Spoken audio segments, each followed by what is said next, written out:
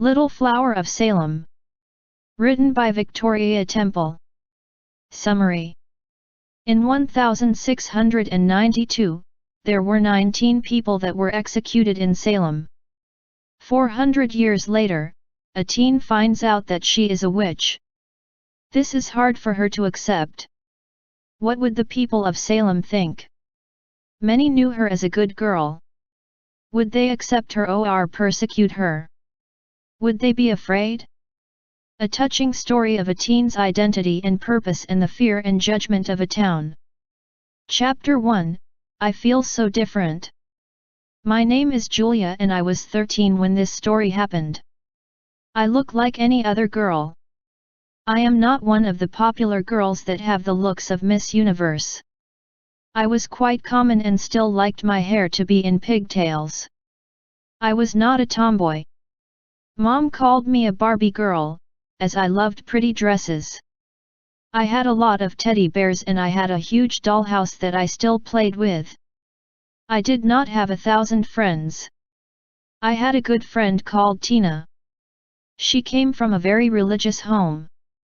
We were friends since playschool and I never thought our friendship would die. I lived in a small historic town called Salem, which is in Massachusetts. There are about 40,000 people that live here. It is like living in a museum. All the buildings are so old. I suppose this is because we were one of the first towns established in the USA by colonists 400 years ago. My family also lived in a small house. In a way, it was strange to think about, that I was a small part of history. Salem was very famous. In 1692, 30 people were accused of being a witch and 19 were executed. The witch hunt made people accuse each other of being witches. Imagine the fear that they lived under. Most people were Puritans at this stage and they were, of course, afraid of evil. Witchcraft was blamed for people's sickness. This was a dark part of the history of our town, but also one that we could profit on in the modern world. Tourists are most welcome here. The Salem witch trials of 1692 are now part of our identity. Police cars are adorned with witch symbols. My school is called Witchcraft Heights. In the Salem High School athletes are known as the witches. A lot of tourists came to visit the place where so many people were killed for being witches. I was the only child and lived with my mother. My father left when I was quite young. Mom told me that he learned that our ancestors were some of those that were executed in 1692. Dad did not like this fact and could not live with Mom. I always thought this was a stupid excuse and even a weak one to leave his family. The secret was that he left because of me. I was never told this as Mom did not want me to feel guilty. Mom was a good mother and worked at a retirement home as well as being a mother. I always considered Mom as a saint. She never was negative or was mean with others. Her philosophy was that we should respect and love one another. One of the common things that Mom said was that if you have nothing good to say, then do not say anything. I always knew I was different. When I was 7, my mom got very mad at me. I was playing in the front yard and sitting making a crown of flowers for my head. However, I could not find enough flowers, so I just wished that some flowers around me would bloom so I could finish my crown. I did not think twice about the fact that there were suddenly now hundreds of flowers on the front lawn. They were much better than boring grass. When my mum saw what I have done, she was mad and told me not to be thinking of magic. I, of course, cried as I never did, like Mom was disappointed or mad at me. I was also confused. Why did she say to stop using magic? The fact is I knew I could do strange things. Like when I tidied my room, I just had to sit on the bed and wave a few fingers. Then things would move around by themselves and my room would end up tidy. I was able to move things by just thinking of moving them. There were a lot of things that I could do that were considered magic. I never thought twice about it until a few months ago. I suppose I just thought it was something normal. Maybe I was too young to think about why I could do strange things. I knew my mother was worried at times when she saw me do magic. She would get mad at me and tell me not to do things that were not normal. She never used the word witch, and looking back I am glad that she did not. If she told me that I was a witch, I would freak out. Witches for me at that age was some evil hag you dressed up for Halloween. I told you that I knew I was different. I just was too young and maybe afraid of why I never asked why. I could have asked the day when I was 9 years old and I saw my mom talking to someone invisible. I thought she was going crazy. She looked as if she was talking with herself. She was saying I was destined to be a legend and she would not bind my powers. To be honest, I did not even know my mother was speaking about me. I just thought it was sad that my mother was speaking to herself. Of course, now I know that she was speaking to one of our ancestor ghosts that wanted Mom to bind my powers, so no one would ever find out who I was or what I was. Things were okay until a few months ago. I became a teenager. I became quite confused one day when I was doing my homework and thinking about the teacher that always gave us too much. I was mad that day as I absolutely did not want to do homework. I imagine harm being done to our teacher. I usually do not think about hurting others, but anger does strange things. When I thought of the teacher, my pencil went on fire. You can imagine how I panicked when this happened. It made me think once again why I could do strange things. This made me sit for hours and wonder who I was. What was I? The next day I asked Tina if she thought I was strange. She smiled and told me that I had to be strange to be her friend. I know she was just using humor to cheer me up. Then she got serious and asked me why I suddenly would say something like this. I was too afraid to tell her about the weird things I could do. What would her reaction be? The next few days went with me speculating over who I was. I would sit at home in my bedroom suddenly making a pencil become like a fire torch. I would get rid of the fire and do it again. This just made me ask myself more and more about what was wrong with me. I knew that it was not normal for people to be able to make things go on fire or move things by just thinking. There was something very seriously wrong with me. Mom caught me doing my pencil trick and once again got mad at me. She told me once again to control what I was thinking and not do these sort of things. This time I just did not nod my head and cry. I told Mom that I should not be able to do these things. I demanded to know what sickness I had. I was a teenager and I had a right to know why all these things were happening. Mom sat down next to me and admitted that it was time that I knew the truth. I have dreaded this day would come, she said. The fact of the matter is that you are a witch. You have special powers that no one else has. You can be a great witch that helps the world and make it a better place. You have been showing these talents since you were a baby. I wanted to tell you what you were, but always thought that you could not deal with the fact you were a witch. Mom was right.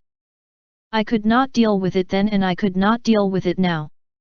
I screamed at my mom that this could not be the truth. As I screamed, my bedroom became like hell. There was fire everywhere. The more I screamed, the more fire there was. All I could think about was witches had green faces, long noses, and were wicked. They were also killed by witch hunters. I shouted and shouted that I could not be a witch. Mom told me that I was burning the house down. When she said this, it started raining in the house. I knew that this must have been one of my powers as well. The house was a mess. There were black burn spots everywhere and the floor had puddles of water. I ran away and felt like screaming louder and louder. Every place I looked, there was something about a witch. Of course, there was. Our town was known for the witch trials a few hundred years ago. I ran thinking that I always thought that these were people that were not so educated and let their Puritan ways lead to this hunt. How stupid I could be. I was a witch. I ended up in the forest and sat down under a large tree. This tree was most likely also a witness to the witch trials in 1692, and now it had a new witch sitting under its leaves. I was a witch. How could I be so stupid? I should have guessed this years ago. Why did I not question more the fact that I had special abilities or powers? Was I deep down afraid of what I would find out? Would my reaction be the same as it was now? I sat there wondering why me and what would I do now? I remember when my parents told me I was a witch, a voice said. I was so mad and so confused. I felt so sorry for myself. I used my powers to pin my parents against the ceiling. They were there for hours. There was a woman standing in front of me. She was dressed in white and had this glowing light around her. She had the most beautiful hair ever. She told me that her name was Miranda, and she is one of my ancestors. Miranda explained that our family was witches since we could remember. Some were hunted and persecuted, but most lived normal lives. Some witches are dark ones and evil. Our family is angels of light and we choose to use our magic for good. You will learn how to be a witch, but you are also protected and guided by your ancestors. You can see us and talk with us. We will help you. Just remember this, being a witch can be a good thing, if the magic is used wisely. I was speechless. I just met a person that was dead for hundreds of years. This is something that does not happen every day. I felt better after she talked with me. Being a witch did not mean that I was a bad person. I was the same person as I was before. I decided to go to the church and pray. Chapter 2, I am not Hermione Granger. The church is supposed to be the place where someone could feel safe and even at times get answers. I went to the church and sat down and looked at the statue of Jesus hanging on the cross. That must have hurt him and caused him so much pain. This means he would understand the crises I was in. I admit that I could not compare my confusion with the pain Jesus had when he was on the cross. I sat and could not help notice how peaceful the church was.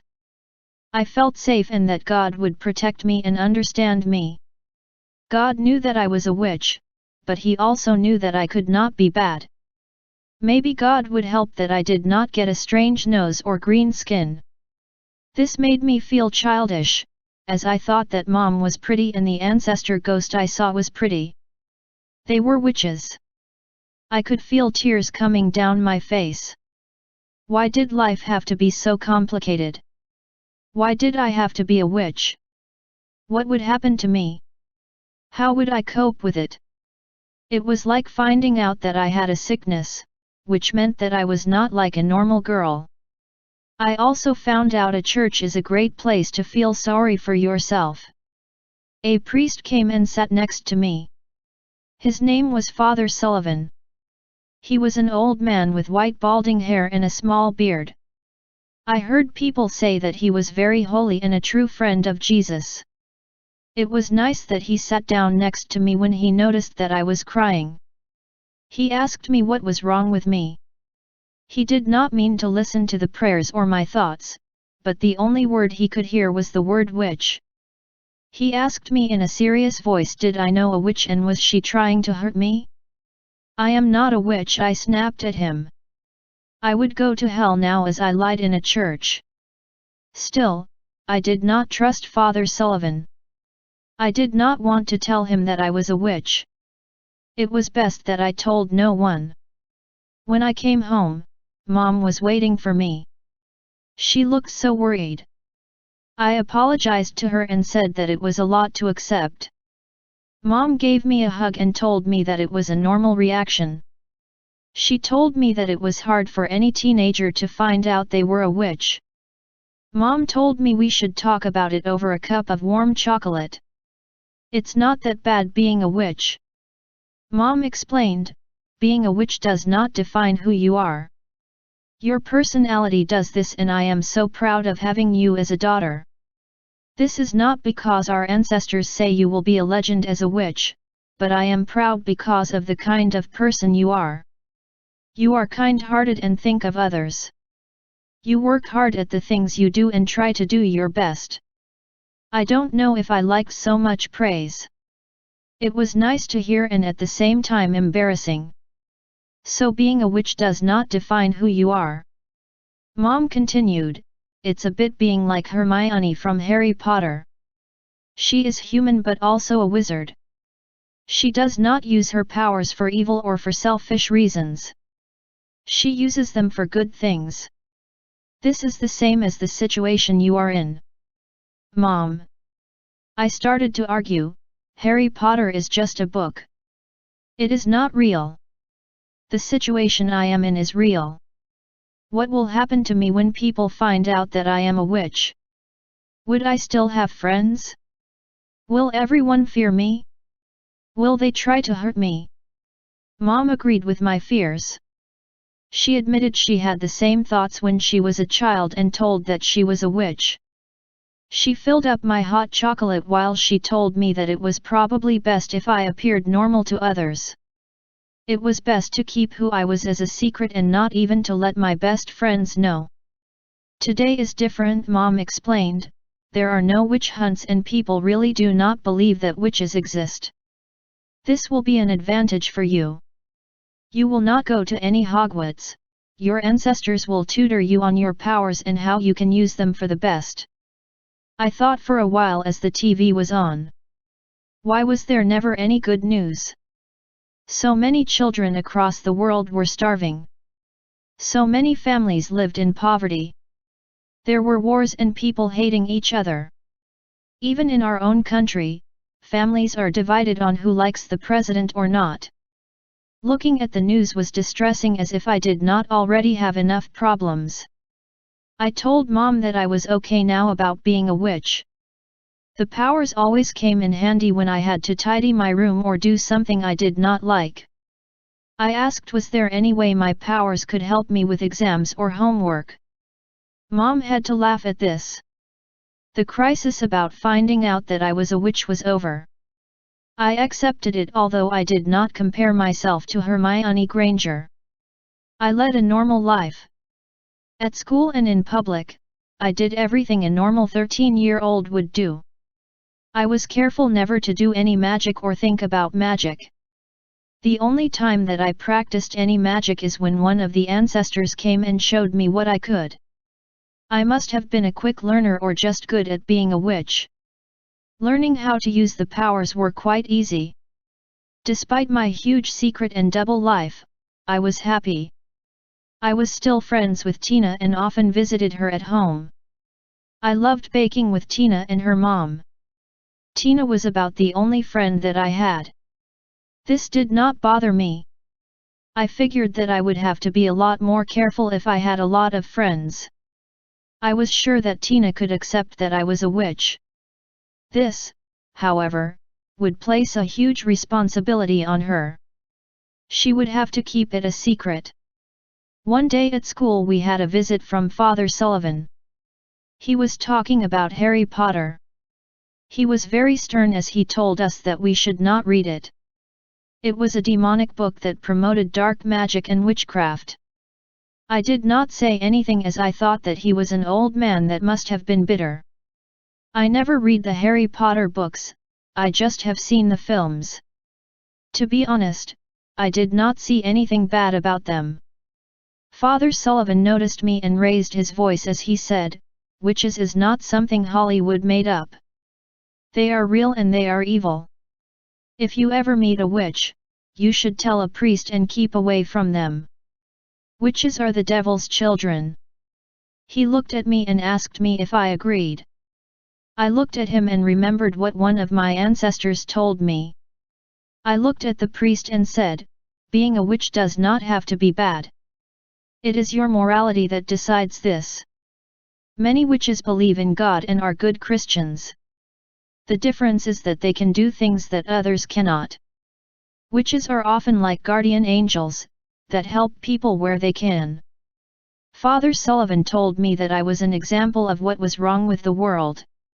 He said that either I was a witch, or I was too tolerant and naive. The teacher could see that the talk was getting too personal and politely thanked Father Sullivan for coming. I think he was warming up, so it's good that he was stopped. Tina was joking as we walked home. She was very religious and told me that it was a sin to disagree with the priest. I laughed and told her that he was trying to scare us. You nearly sounded like a witch, the way you were defended them, she joked. If I was a witch, I would glue his mouth together. I joked back. Tina was in one of her moods where she was making one joke after another. She started crossing the road despite that the little man was still red. I shouted for her to wait, but she started skipping across the road. She joked that her friend was a witch. I could save her. This joke was so funny for her, that she lost all concentration. Tina did not see the car driving fast. When she did, she just froze and stood there. The car tried to stop, but it was obvious that the car could not stop before it was too late, and for some unknown reason, the driver never thought of trying to use the steering wheel. I shouted at Tina to move. She just stood there. I started to panic. To be honest, I was not thinking too much. I stretched my hand out and used my powers. Tina was floating in the air as the car drove under her. I could see Tina was confused as she was floating in the sky. I could also see that she was looking at me. The car driver must have been afraid he nearly knocked a girl over, as he sped away. When Tina was on the ground again, she looked at me with a confused look and then ran as quickly as possible away from me. I tried messaging Tina and ringing to her all night. The next day she did her best to avoid me. I really wanted to explain and wanted to tell her I only wanted to save her life. Tina refused to talk with me. She went as far as to say that she no longer wanted to be my friend. This went on for a week. I was becoming more and more desperate. I could not understand that the friend I had all my life would just ignore me because I saved her life. I spoke with Mom about it. She was worried at first how many seen me using my power. I told her that was not the point and told that Tina would not speak with me because I saved her life. Mom gave me a hug and told me that Tina must be in shock. Seeing magic on TV is not the same as seeing it in reality. Mom also said that she must be confused and afraid. Mom finished by saying that friendship is very powerful. The next day I visited Tina at her house. Her mom answered the door and said that Tina was in her bedroom and did not want to speak with me. Her mom closed the door. This was not enough for me. I closed my eyes and thought of Tina's bedroom. The next thing I knew was that I was standing in Tina's room. She just stood there and looked at me. She looked pale. "How did you do that?" she asked. "How can you do these things? Are you a witch?" "Yes, I am a witch. I can do strange things. This should not kill our friendship. I am still the same person as you always knew. I am a good witch. I saved your life. That is what I said in class. Witches can be like guardian angels." I waited for Tina's reaction. Does God like witches? Does God still love me? Chapter 3, The Hunt. Tina did not accept that I was a witch. She warned me to leave or she would tell the world who I was. I was now in tears. I do not know if you ever tried losing a friend. It is not easy. It is like the worst thing that could ever happen to a person. I quietly left Tina's home and went home and cried on the sofa. Mum came once again with some warm chocolate and told me that she could guess that it did not go well with Tina. I asked Mom, does she think that Tina would tell everyone that I was a witch? Mom tried to console me by saying that no one believes in witches anymore. I could see that she was also worried. I went back to being as normal as I could at school. I had no friends now, so I was very alone and just went from one class to another class. I tried speaking with others, but they would ignore me or walk away. I would hear people whispering as I walked by them. This was so hard for me. I never really had friends for some reason. I suppose it was enough for me that I was friends with Tina. She had the ability to make me smile and not to notice how others ignored me. Mom told me to hold my head high. I was a good girl that could be anyone's friend. Mom did not understand what it was like at school. She could not understand the loneliness that was like a deep hole that I was in. My teacher called me after class one day. Her name was Miss Danube. She told me that she noticed that I had no friends and seemed to be depressed. I hate to say this, she said, I think I know why everyone is ignoring you. Tina told everyone that you were a witch. I know this can't be true. It is some fear that Father Sullivan put in your head. I hope that you will be proud of who you were and know that there is a friend there for you. To make things worse, Miss Danube told everyone in the class that I was not a witch. She had a long speech that witches do not exist. Some people consider themselves witches but they had no real powers. She started asking my classmates if they thought it was Christian to alienate me and treat me as if I was something that I obviously was not. I slumped in my chair and wanted the ground to swallow me up. I did not like being the center of attention. Now the teacher was asking my classmates if they would be a friend. I felt some anxiety and I started to sweat. There was silence in the class. Then the worst thing happened. My pencil went on fire.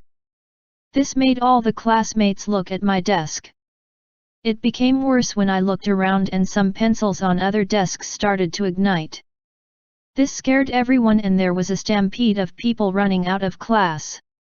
I ran home and locked myself in my bedroom. I was mad at Tina. She was my best friend and yet she ruined my life by telling others. Miss Danube did not make it any better, but she was just trying. Mom came in and asked me what happened. When I did not answer, she told me there was a video of me igniting pencils on YouTube. The video was going viral. I slumped in my bed thinking that things could not be worse. Now the whole world knew that I was a witch. Mom was also serious about it and told me that I was not to go to school. We had to think about what we would do now, as Mom was afraid of my safety. This was something that I never thought about. Would there be a witch hunt? Would people try to harm me? Mom could see my anxiety and assured me that as long as I was home, I was safe as our ancestors protected our house. The next few days were at home. Mom tried going to work the first day but was sent home, as they told her the old people were afraid of her. Still, Mom tried to be positive and tell me that there is always a rainbow at the end of a storm. I found it hard to believe in it. Being home was like being locked up and it was so boring. Mom told me that the only solution was that we left Salem and tried starting over in a new town. I sent Tina a text message the night Mom told me we would be moving. It was a blunt message that said that I hoped she was happy she ruined my life as we now had to move because everyone was afraid of us. I expected this message to be a goodbye, and really did not expect Tina to respond. However, she did. I got a message if I could not meet her at the church, so we could sort things out. She would meet me later that night at 10 p.m. I wanted to meet Tina and show her how she hurt me. I also knew that Mom would not let me go out of the house. But this was something I had to do. I put on a hoodie so no one would recognize me while one of my ancestors appeared. She begged me not to go as it was not safe. She asked me could I even trust Tina? What could Tina even do? I could change her to a frog. The ancestor told me that it was too dangerous as it was strange Tina wanted to meet me at the church. I would have no powers in a church. I knew that my ancestor would tell my mom, so I quickly rushed out of the house. When I came to the church, there was no one outside. The door was open so I walked in. As soon as I was in the church, 2 men held me and dragged me down in the church's basement. They threw me in a cell in the basement. When they went, I tried using every power I could think of. I tried moving the door and even tried burning it. I tried to teleport myself out. Nothing worked. The ancestors were right. I had no powers in the church. On top of that, I had to accept the fact that Tina deceived me, so I was now a prisoner under the church. The cell was dark and cold. It was also moist. There was only a mattress on the ground, a sink, and a toilet. The only thing I could do was sit on the mattress. I knew why I was in the cell. They did not like witches. The question was what they would do with me. I should have been comforted that I was on church property. However, I did not feel safe. I will be honest and admit I was afraid. I was also mad at Tina for being part of this trap. I was so stupid. My ancestor tried to warn me and now I should not meet her. I sat on the moist mattress. I would just have to wait until they let me go. I was also sure my mom would be on the warpath. She was an experienced witch and knew how to save me. I had to wait for nearly 26 hours to be let out of the cell. They even put handcuffs on me, which made me feel like a criminal. I was led to a dark room with a big cross. The room looked like a courtroom. I was led to a huge chair and told to sit on it. Let me out of here. I screamed and pleaded, I did nothing wrong and it's against the law to do this to someone. Let me go and I promise I won't tell anyone that I was here. Father Sullivan stood before me and told me that I was going nowhere. I was now the center of a witch trial in which they will find out if I was a witch or not. I started crying and mumbled that I was only a teen. How could they make me go through this? I did not tell them that I was terrified. I did not tell them that I thought they were all evil and crazy. Father Sullivan did not care that I was crying and afraid. He asked in a very loud voice if I was a witch. I did not answer. He just kept on asking and asking. I knew that if I admitted that I was a witch, they would do something bad. So I just sat in my chair and tried to call my mum and ancestors in my mind. Father Sullivan just showed the video that was on YouTube. He showed the so-called judges how I could make a pencil burn in flames. I must admit that it looked cool and impressive. The judges just looked at it with their mouths wide open. After people calmed after seeing the video, the priest called on some professor to testify. He explained that the Salem trials in 1492 did not finish the job. In fact, he said that today witches are celebrated and honored, even though people do not believe in them. Hollywood had made witches something cool like they are doing with vampires and other demonic things. There is no such thing as a good witch, the professor testified. Father Sullivan thanked him and spoke with the judges. You have a hard job here. You are to say if you think that this girl is a witch or not. You must be sure that she is not innocent. My teacher Miss Danube was there and shouted, "You men hide in a church playing a game of life and death with a teenage girl. She is innocent. She has not hurt anyone and I know Julia for years. Maybe this girl is a witch, but should she not be judged on her actions and not our fears? Is this the love that Jesus taught us about? No. This is a group of men that likes power and making a teen girl afraid of them. It's about a group of your screwed up puritanic views. It's not a witch hunt, but giving this girl the worst experience a girl her age can have." Father Sheehan told Miss Danube to sit down and called for Tina to come up and testify. Tina spoke in a low voice and never looked at me. She told the judges that she always knew that I was a witch. I showed her since I was a small girl about my powers. She told me that I tried to move her in front of a car and hoped that the car would run her over. She said that I planned to burn down the school. However, she persuaded me not to when everyone left the class after their pencils started burning. She also said I planned a spell on everyone that went to church with some sickness. I was no longer afraid or sad. I was getting frustrated and mad. Why did Tina lie? Not one thing she said was the truth. I saved her life. I was never so mad in all my life. It was just as good as I could not use my powers. I think I would not be able to control them. I never considered that I had a temper. The feelings of anger and frustration and wanting to get revenge was new. The priest stood up and told everyone that it was time for the verdict. He reminded them that they were not to be tolerant or politically correct. They were to judge on the facts that were presented. There was no room for tolerance. If they said I was a witch, I would not be burnt at the stake or drowned.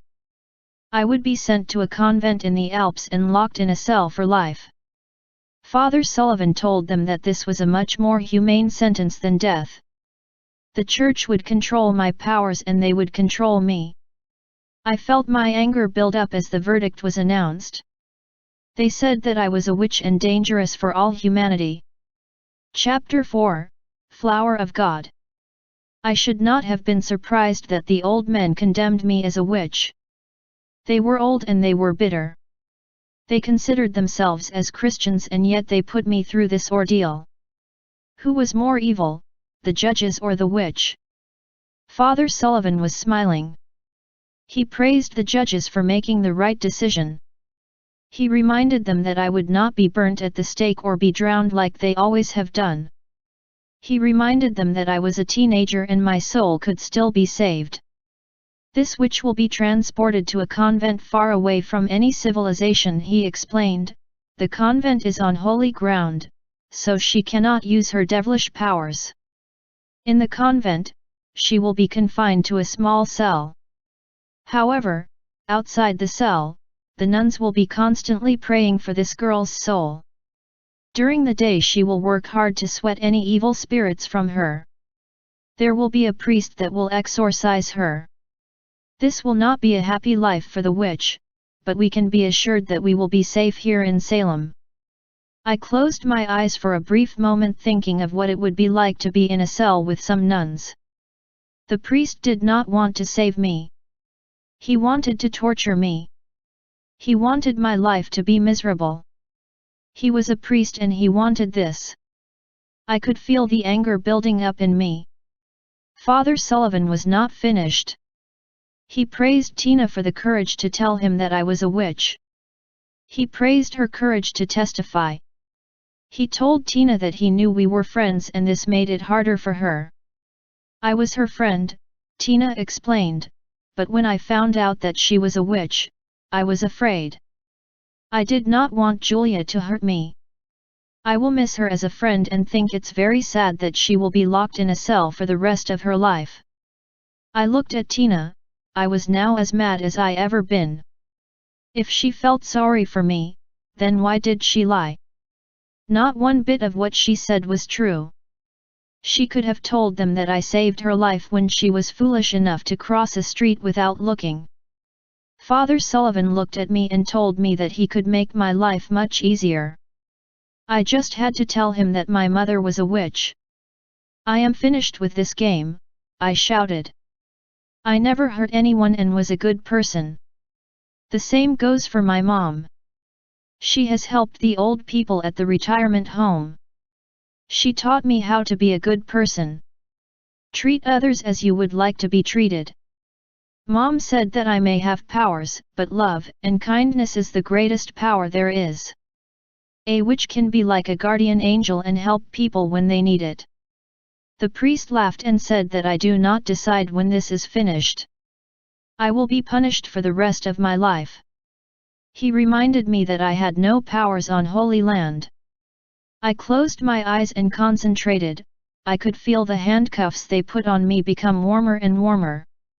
Soon they were glowing red and snapped off me. I was free and somehow I had powers.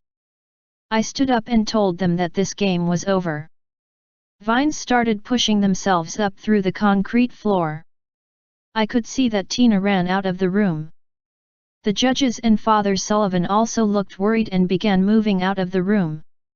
I rose my arms and the vines grew faster and stronger. They grew thicker as they spiraled up in the air and formed a cage around the judges and Father Sheehan. They started to plead for me not to harm them.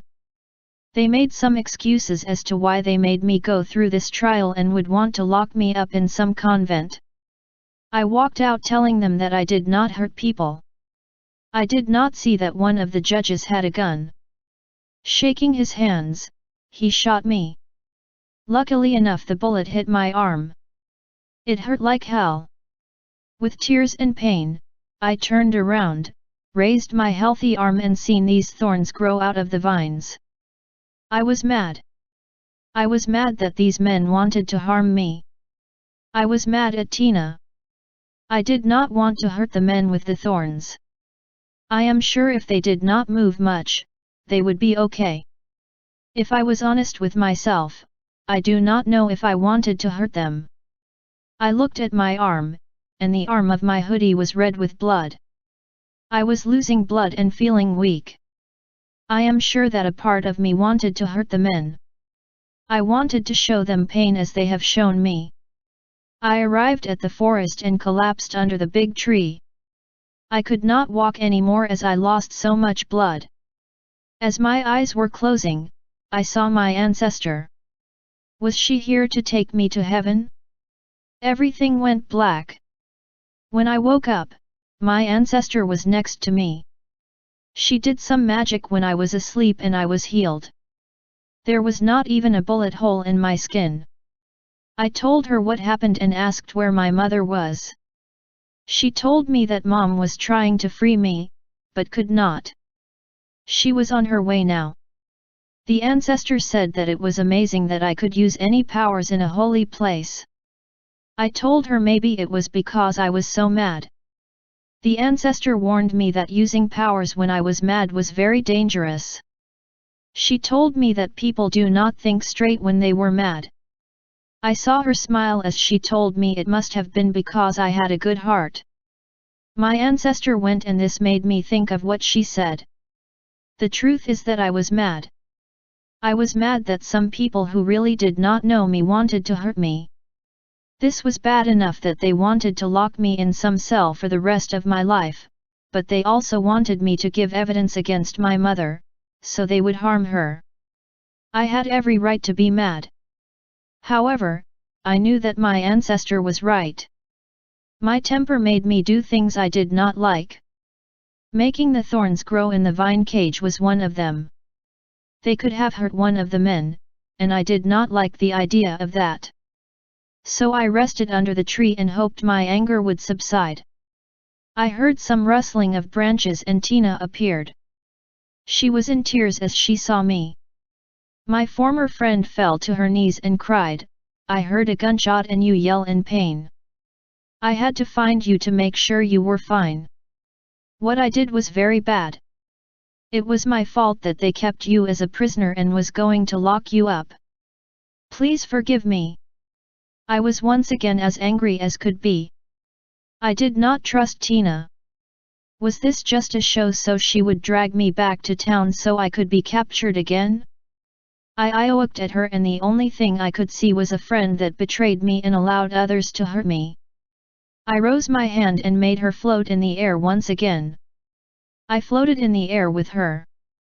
We went higher and higher, so we were over the treetops.